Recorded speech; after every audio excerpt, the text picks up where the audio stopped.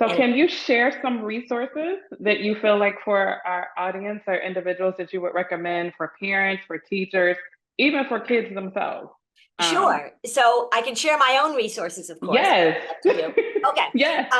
The book, The Anxiety Audit, which is the last book that I wrote, it came out in October of 2022.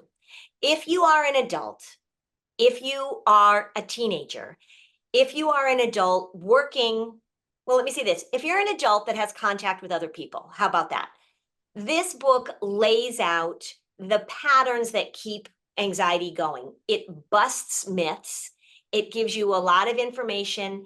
And most people who read this book say, oh, I never knew that that was something that made me more anxious, or I didn't know, or gosh, I was raised in a family that did that like crazy. No wonder I feel this way. So it's a very easy book to get through. So that's great for teenagers, for adults. It's great for parents who don't want to pass on these patterns to their kids. Anxious Kids, Anxious Parents is now about 11 years old, the book I wrote first with Reed Wilson. And that's just a very step-by-step guide for parents and for educators to say, here are 7 things we need to pay attention to that will not contribute to anxiety, but actually help you get out of this pattern, because it's such a powerful pattern. My podcast is Flusterclux. I do that with my sister-in-law, Robin. I think right now we have 225 episodes. So we cover everything from school avoidance to sleeping to a parent who's got their own health anxiety, you name it, picky eaters, OCD. So that has a ton of resources. There are some really great books that people write, obviously, that are enormously helpful. One book I love for teenagers, for parents of teenagers, because we're dealing so much with the social media and all that kind of stuff, is a book called Growing Up in Public by Devorah Heitner, Heitner. And that's just a really good resource. She's very solid and even. So she's not catastrophic, like, we have to get rid of all phones, but she's like, this is what you need to know. Lisa D'Amour is another great resource for teenagers. She wrote a book called The Emotional Lives of Teenagers.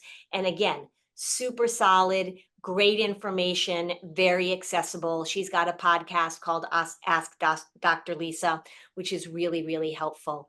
For younger kids, there's a book by Dawn Huebner, Huebner. She wrote a book a long time ago called What to Do When You Worry Too Much, which is a great book. There are things in that book actually that I don't do and that she doesn't do anymore either. Right. But she wrote a more recent book called Outsmarting Worry, which Mm. is a really great book for elementary age kids, for parents to look at.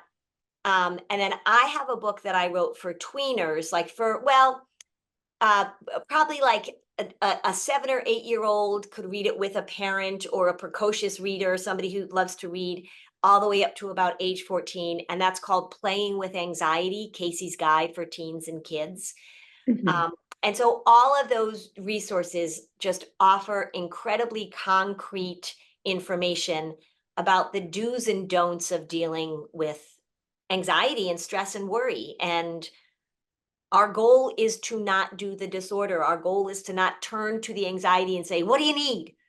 And then try and fill that need. We want to turn to the anxiety and say, I'm on to you, right? I know what you're up to. We're not going to play your game. Here's what we're going to do instead. And all of those resources offer that information.